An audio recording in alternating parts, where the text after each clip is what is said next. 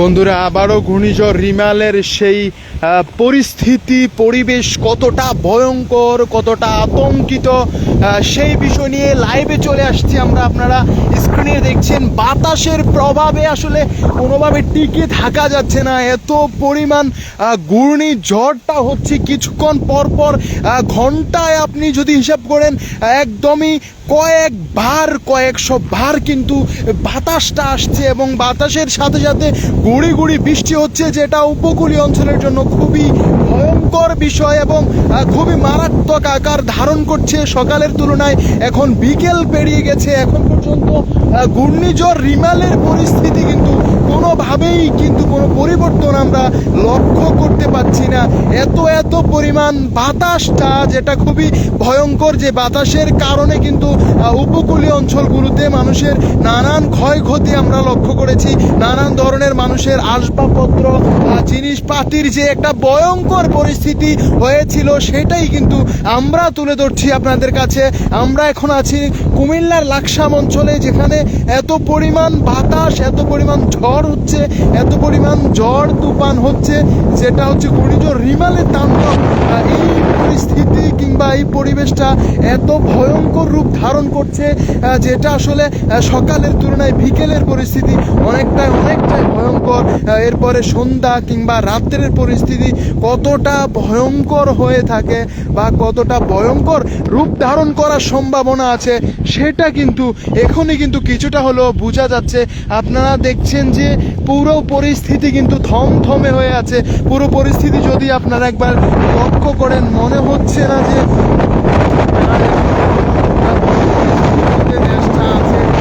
এত পরিমাণ বাতাস, যেটা আসলে আপনাদেরকে বোঝাতে পারবো না। বাতাসের বেগে কোনোভাবে এক জায়গায় দাঁড়িয়ে থাকা সম্ভব হচ্ছে না।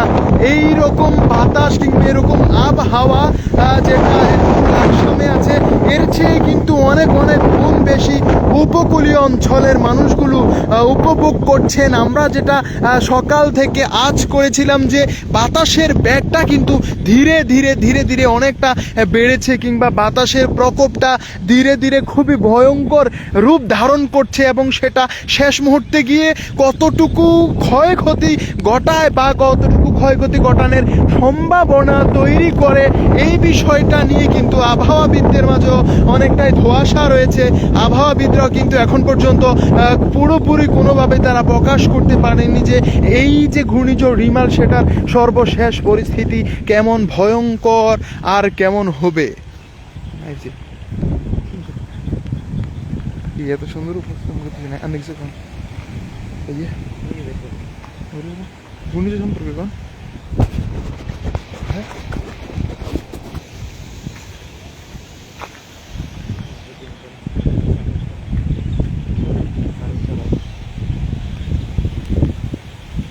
ওটা নিজে সাগর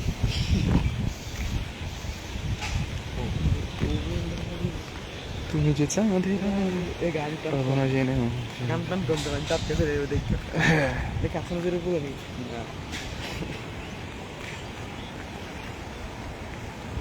তুমি ভালো, তুমি যে চাঁদের আলো, আমার হইয়া চাঁদের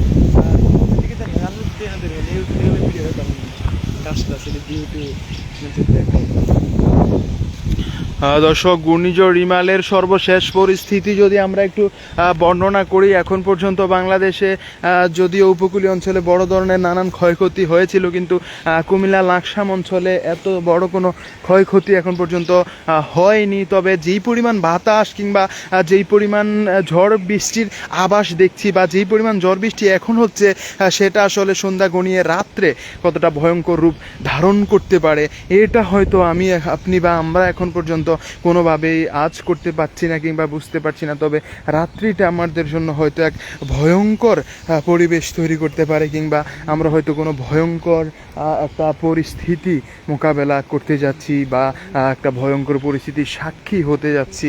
ঘূর্ণিঝড় রিমাল গত যে ঘূর্ণিঝড়গুলো হয়েছিল, সেটা থেকে একদমই আলাদা। সেটার শক্তি কিংবা সেটার পরিবেশ পরিস্থিতি সব কিছু আলাদা। আলহামদুলিল্লাহ।